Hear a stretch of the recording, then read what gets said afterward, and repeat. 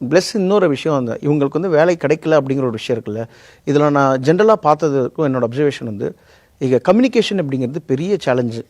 இங்கே நீங்கள் நம்ம ஐடியிலே பார்த்துருப்பீங்க, ஜென்ரலாக எல்லாருக்குமே பேசுகிற விஷயந்தான். இவன் வேலையே பண்ண மாட்டான்டா, ஆனால் வேலை பண்ண மாதிரி பயங்கரமாக பேசுவான்டா, இப்போ பேசி பேசி ப்ரொமோஷன் வாங்கிட்டான்டா அப்படின்னு சொல்லுவாங்க. கம்யூனிகேஷன் வந்து அவ்வளோ இம்பார்ட்டண்ட்டான விஷயம். இங்கே நிறைய பேருக்கு வேலை கிடைக்கல அப்படிங்கிறது காரணம், அதாவது படித்தவர்களுக்கு கிடைக்கல அப்படிங்கிற காரணம் கம்யூனிகேஷன். நீங்கள் ஒரு இன்டர்வியூவில் போய் உட்காந்து அங்கே பேசுகிறீங்க அப்படிங்கிறப்போ உங்கள் நாலேஜை பார்க்குறதுக்கு முன்னால் உங்கள் கம்யூனிகேஷன் ஃப்ரண்ட்டில் வந்து நிற்குது. உங்களால் உங்களுக்கு தெரிஞ்ச விஷயத்த அங்கே கரெக்டாக இங்கிலீஷில் வந்து ப்ரெசென்ட் பண்ண முடியல அப்படிங்கிறப்போ அங்கே உங்களை வேறு மாதிரி ஜட்ஜ் பண்ணிவிடுவாங்க. அது ஜட்ஜ் பண்ணுறது தப்பு, அதெல்லாம் நம்ம வந்து பேசலாம். பட் ஆனால் வந்து நிதர்சனத்தில் அது உண்மை கிடையாது. நம்ம அந்த சினிமாட்டிக்காக நம்ம போக முடியாது. ஸோ இந்த கம்யூனிகேஷன் தான் அவங்களோட பெரிய கேப்பாக இருக்குது. கண்டென்ட்டும் இருக்கணும், கம்யூனிகேஷனும் இருக்கணும். கண்டென்ட் இருக்குது, கம்யூனிகேஷன் இல்லை அப்படின்னாக்கா உங்களோட கண்டென்ட் அவங்களுக்கு தெரியவே தெரியாது. கம்யூனிகேஷன் பயங்கரமாக இருக்குது, கண்டென்ட் கம்மியாக தான் இருக்குன்னா நீங்கள் உள்ளே போய் கொஞ்ச நாள் சஸ்டெயின் பண்ணலாம். லாங் டேர்மில் தெரிஞ்சிடுவேன் வேலைக்கு ஆக மாட்டேங்கிறான் அப்படின்னு. ஸோ இந்த கம்யூனிகேஷன் தான் பிக்கெஸ்ட் ப்ராப்ளம். இந்த நிறைய இளைஞர்கள் இங்கே வந்து இங்கே போக மாட்டாங்க, டக்குன்னு இந்த டெலிவரி போகிறாங்க அப்படின்னாக்கா அவங்களுக்கான மெயின் காரணமே வந்து அவங்க இன்டர்வியூ ஃபேஸ் பண்ணுறதுக்கு அவங்களுக்கு பயம்.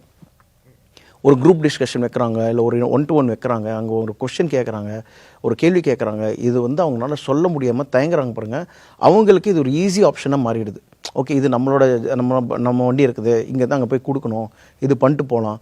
அதாவது அவங்களோட அந்த ஒரு குறைபாடை வந்து சரி பண்ணிக்கிறதுக்கு பதிலாக அதுலேருந்து எஸ்கேப் ஆகிட்டு இதுவே போதுண்டா, அது ரொம்ப பயமாக இருக்குது அப்படின்னுங்க ஒரு விஷயம் வந்து இருக்குது. ஆனால் அவங்களுக்கு ஏற்ற மாதிரி வேலைவாய்ப்புகளை உருவாக்காமல் இருக்கிறது நம்ம செஞ்ச ஒரு தவறு இருக்குல்ல சார். சமூக பொறுப்பு இருக்குல்ல, அரசாங்கமும் அதில் பொறுப்பு இருக்குது.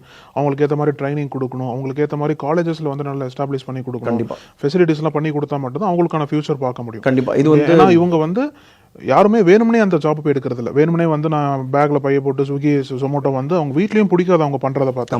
அப்படிப்பட்ட சமயத்தில் வேறு வழி இல்லாமல் இவங்க போய் ஜாப் எடுக்கிறாங்க. ஆனால் அதுவே லாங் டர்மாக அவங்களுக்கு போகிறதுனால அதில் பல சிக்கல்கள் அவங்க சந்திக்கிறாங்க, உடல் ரீதியாகவும் சரி, மன ரீதியாகவும் சரி. அப்படிப்பட்ட சமயத்தில் அந்த சிக்கல் அறவே வரக்கூடாது அப்படின்னா நம்மளோட கூட்டு பொறுப்பு இங்கே அதிகமாக இருக்குல்ல. அப்போ என்னென்ன திட்டங்கள் அரசாங்கங்களாக கொண்டு வந்தால் இவங்களுக்கான அந்த சிக்கலுக்கெல்லாம் குறையும்னு பார்க்குறீங்க சார்? ஸோ ஃபஸ்ட்டு வந்து நான் அரசாங்கம் அப்படிங்கிறது முன்னால் பேரண்ட் ரொம்ப இம்பார்ட்டன்ட். பேரண்டிங் ஒரு வீட்டுக்குள்ளே அவங்களோட பையனை இதுதான் தெரிஞ்சிச்சு. அவங்க ஒவ்வொரு பேரண்ட்டுமே வந்து இன்றைக்கி ஒர்க் பண்ணிகிட்டு இருப்பாங்க. அவங்க வந்து இந்த இன்டர்வியூ இந்த விஷயங்கள்லாம் பார்த்துட்டு தான் இருக்காங்க. அவங்களுக்கு தெரியும் இந்த கம்யூனிகேஷன் அப்படிங்கிறது எவ்வளோ இம்பார்ட்டன்ட்டு, இங்கிலீஷ் எவ்வளோ இம்பார்ட்டன்ட் அப்படிங்கிறது.